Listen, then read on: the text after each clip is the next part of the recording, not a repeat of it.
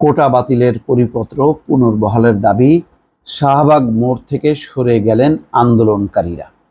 মোড় থেকে আন্দোলনকারীরা সরে গেলেন, কিন্তু আন্দোলন থেকে কিন্তু সরে যায়নি।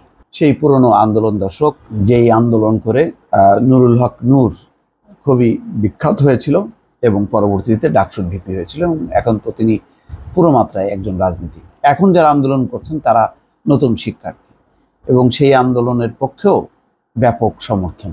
এটা সকল ছাত্রদের, যেমন শিক্ষকরা দাবি করছে প্রত্যয় নামক যে পেনশন সেটি বাতিলের দাবিতে।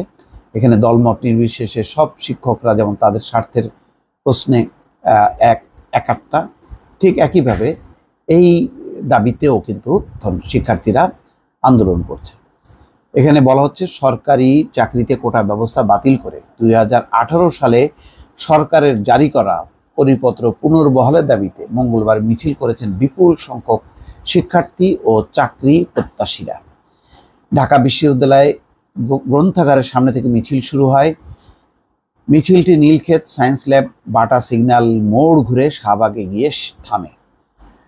এরপর শাহবাগ মোড়ে অবস্থান নিয়ে বিক্ষোভ শুরু করেন আন্দোলনকারীরা। সেখানে 1 ঘন্টা সড়ক অবরোধ করার পর বিকেল 4:45টার দিকে আন্দোলনকারীরা শাহবাগ মোড়ে রাস্তা ছেড়ে দেন। একটাই সুখবর যে এটা নিয়ে পুলিশের সাথে সংঘাত হয়নি। আন্দোলনের পরবর্তী কর্মসূচির বিষয়ে বৈষম্য বিরোধী ছাত্র আন্দোলনের সমন্বয়ক নাহিদ ইসলাম বলেন, দাবি আদায়ে আগামীকাল বুধবার বেলা 2:30টায় তারা আবার ঢাকা বিশ্ববিদ্যালয় গ্রন্থাগারের সামনে অবস্থান নেবেন। আগামীকালও তারা অবস্থান কর্মসূচি পালন করবেন। দেশের সব কলেজ ও বিশ্ববিদ্যালয়ের শিক্ষার্থীদের একই ব্যানারে একই কর্মসূচি পালনের আহ্বান জানান তিনি। আরও একটা সুখবর হচ্ছে, ছাত্রলীগ অন্তত এই আন্দোলনে বাগড়া দেয়নি। কারণ ছাত্রলীগ যারা করেন তাদের অধীনে যে শিক্ষার্থীরা আছে তারাও বুঝতে পারছে যে এই আন্দোলনের বাস্তবতা কি। এটা হচ্ছে তাদের একটা নিজস্ব দাবি। এটা যদি এই আন্দোলন যদি না করেন তাহলে যেটা হবে যে তাদের চাকরির ক্ষেত্রটা সংকুচিত হয়ে যাবে। এটা পরিষ্কার হিসাব।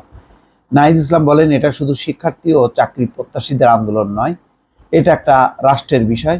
মুক্তিযোদ্ধা কোটা ও মুক্তিযুদ্ধের চেতনা এক বিষয় নয়।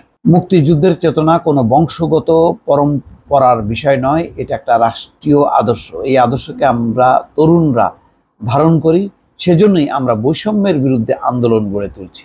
অর্থাৎ এটাকে মানে কোটা বলে যে মুক্তিযোদ্ধা বিরোধী আন্দোলন হচ্ছে, এটা যাতে বলতে না পারে বলে এই বক্তব্যটা সামনে আসছে যে মুক্তিযোদ্ধা কোটা আর মুক্তিযুদ্ধের চেতনা এই জিনিসটা এক নয়, এটা আলাদা বিষয়, দুটি আলাদা বিষয়। এটাকে যাতে এক করে যাতে এই আন্দোলনকে কেউ মানে দমন করতে না পারে বা এর বিরুদ্ধে কেউ অবস্থান না নিতে পারে, সেই জন্য এটা বলা হচ্ছে।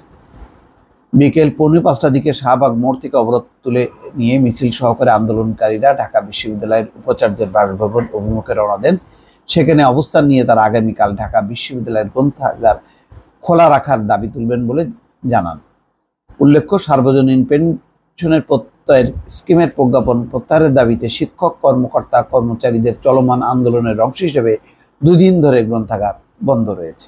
যাই হোক, এখানে এই আন্দোলনের ফলে শিক্ষার্থীরা ক্ষতিগ্রস্ত হচ্ছে। গ্রন্থাগার বন্ধ রয়েছে, ক্লাস বন্ধ আছে, পরীক্ষাও বন্ধ রয়েছে। তো যাক, সেটি অন্য সমস্যা। এটি হয়তো সমাধানের ব্যাপারে হয়তো আলোচনা করবে সরকার, কিন্তু তারপরে 2 দিন ধরে আন্দোলন করছেন এবং 35টা পাবলিক বিশ্ববিদ্যালয় বন্ধ রয়েছে।